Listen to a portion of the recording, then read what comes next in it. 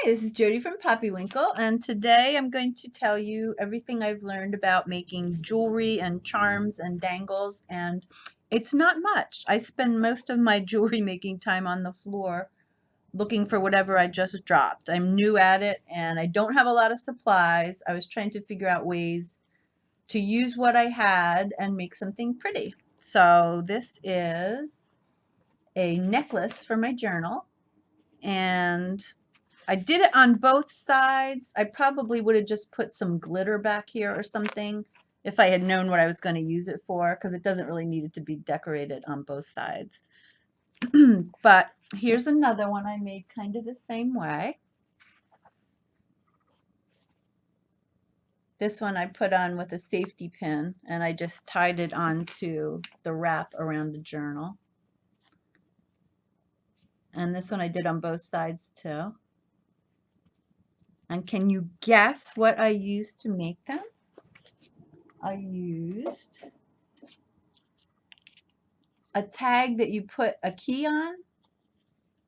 I just took the big ugly ring out and I decorated both sides. And then I put glossy accents over the top, so it looked all shiny and expensive. And then I put a hole in it, and there you have it. Here's another one I did. I'm not finished it yet, but this is, it's springtime here, and I pressed a little violet that was in my yard, and I put that on a piece of cardstock. Isn't that cute? So I'll show you how I made that. So I don't know if they're all like this or if it's just the kind I got, but this side has kind of a wider silver frame, and then this side has a narrow silver frame. So when I'm cutting out pieces, one size is different than the other, which is a little fiddly, but that's okay. So when I'm cutting out this side, I just trace around this silver thing and then cut within the lines. And then when I'm cutting out the circle for this side, I used the center piece, and you could see there was an indentation all the way around it where the frame ended. And so I just cut that circle exactly the same. So then this is what I use to make my other size circle. And it doesn't matter so much if you get the circle properly done, cut out perfectly, because after I decorated it, I inked around the edges, and then I inked where I'm going to put it on top of too, so it just blends together. You can't really see if it's not exactly fitting. So just get rid of that white. If you're using cardstock and you're using blue cardstock, then color it in blue around the edge with a magic marker or something like that.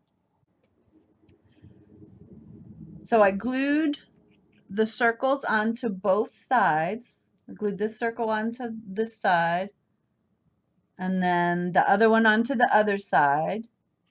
And then I took an awl and I put a hole in the top, just a little skinny one. And then I used a jump ring through it. And I'll show you how to do that in another little demo. But anyway, when you're decorating, just remember that up at the top somewhere, you're going to put a hole. So you might want to leave yourself a little space. So, if it's a person's face, you don't want to put a hole right through their forehead necessarily. So anyway, I'll show you how I finished that with another project. So that's how I made those little taggy ones, which I'm kind of having a fun time with. This one was made with just a picture on cardstock, and I did it on both sides. So I had two pictures and probably four layers of cardstock, because each one I put on a background. So it's 4 layers of cardstock. Then I put a hole in the top and the bottom. And then this was some kind of thing from a piece of jewelry. And I pulled the little stone out. and put it through the hole. It kind of was bendable. And this also was a piece of jewelry. And what I see that I did here, I put a jump ring through the bottom, and I'll show you what they are. And then I put the little piece there. But but the thing is, see, the stone, when you're looking at it, you're not seeing the stone, you're seeing the holder. So I should have put one more ring through, and I'm going to put one more ring through so then you see the stone instead of the holder, if that makes sense. So I'm learning. I'll just undo that one circle and add another, and then it'll fall properly. So when you're looking through your jewelry, don't just save, you know, the stones and the pieces and stuff. Save the little, they're called findings. When you're talking about jewelry, all these little metal pieces that hold everything together. There's a million different kinds, but they're all called findings, I think. So anyway, that's another piece of jewelry that I just put on a bulb pin. This is a pin that's kind of cool because it goes all the way around, like a safety pin. A safety pin has something that stops the action. Let's see if I have, let's see here. So a safety pin has this circle there. So if you're putting a bead or something around, or if you're threading it through, it'll stop here. But a bulb pin goes all the way around, so they're kind of cool. So then you can pin it to fabric or a tag, however you want to use it. This is a big one. I'd probably use it out on the outside of my journal. And here's another one using a bulb pin and a piece of jewelry. And oh, here's one. This is another one on a bulb pin. It's a picture, again, on 2 layers of cardstock, a little teapot, and then on the back I did glitter. I put glue all over it, and I did glitter and then glossy accents on that one. Thought that was cute. And another way to do it, this was a paper clip. A paper clip. I used a jump ring on top, and this is the paper clip showing through. And then a jump ring on the bottom with a piece of jewelry, a little bead from a piece of jewelry. And then I just wrapped it. I had a piece of craft paper, and I collaged over it. Not all of it, because most of it's covered up. I collaged over the edge of it, the end of it. And then I started at the uncollaged end and wrapped and wrapped and wrapped, gluing as I went. And then I had this kind of weird little thing. But I think it's kind of cool. And I put it on a safety pin so you can attach it. And I made this jump ring big enough so that that part of the safety pin can go through. The jump rings come in different sizes. So that way this can hang here, and then I can just put it through fabric up there. I'll show you. So it looks kind of nice. Like that.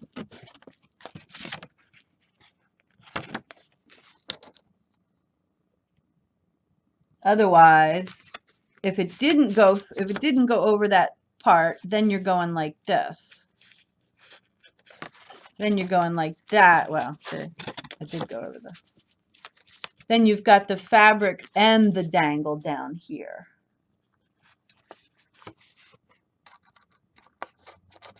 And it's not as dangly. So it looks better over here where it's free on that side.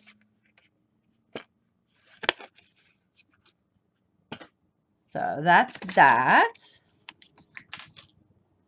Here's another one using a safety pin and a piece of a necklace. And here's one using a stamp. Well, it's a picture of a stamp on cardstock again. And I did both sides. And then I just put a little jump ring and a stamp. So that's a cute little dangle. Oh, and then I inked around the edges. These ones I did using paper clips. This is a, I don't know, kind of a fancy paper clip, but it is a paper clip. And this is my, other than jump rings, I also bought, what are they called? No, head pins. Head pin is this thing. It's a jewelry finding, and it has a little stopper there. So you can put beads on. You can put beads on it and they won't fall off. So this holds the beads, and then I just took a pair of pliers and made a circle on the top. And that is what I threaded through the paper clip. And so that's a nice little closure. And so you can open it up and have your little journaling spot there. I like this one that was so small but still cute.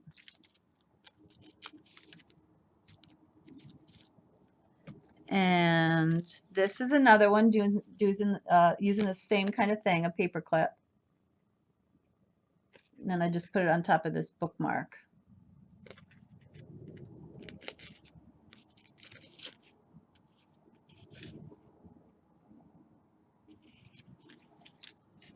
And here's a few others that I made the exact same way with little pieces of jewelry.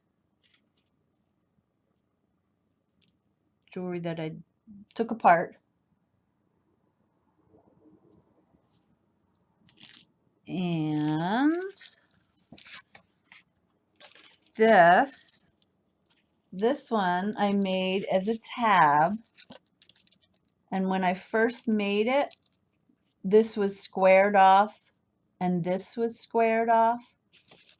And so this little dangle, it was stuck out here and it didn't dangle. And I like them to dangle freely. So I just cut this edge and I cut this edge, and then now the dangle dangles.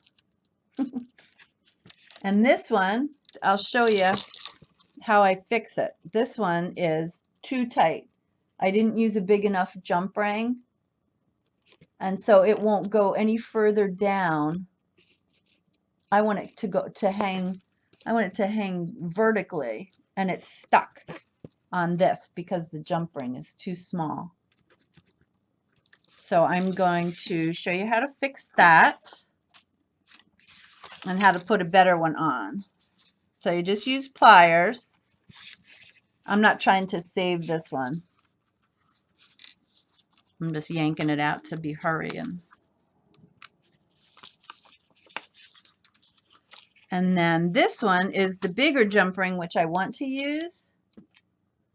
And the one thing I have learned is when you're using jump rings, you don't pull them apart like I think you should do. There's a little split in there. You don't pull it apart. You twist it open.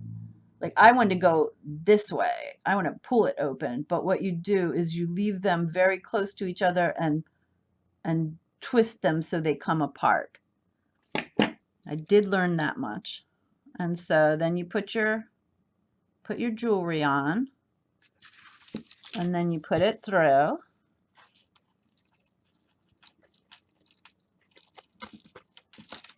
And then you twist it back.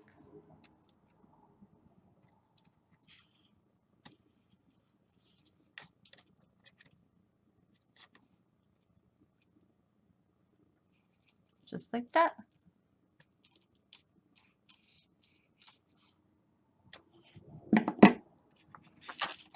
And so now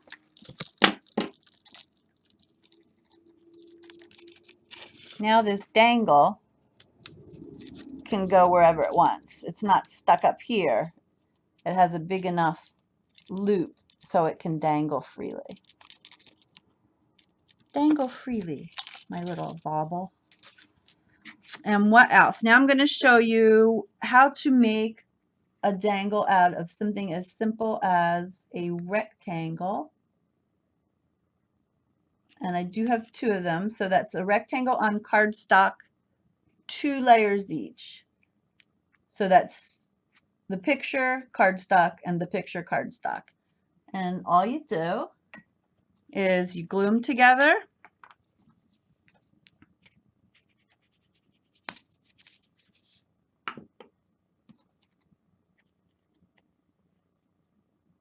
Glue them together like that. And then I would ink the edges just because that always looks nice and finished.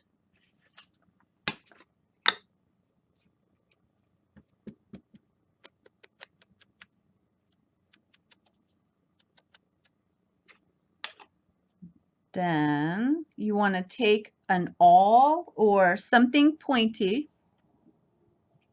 and right in the center near the top you want to make a hole. So I'm going to do that over here.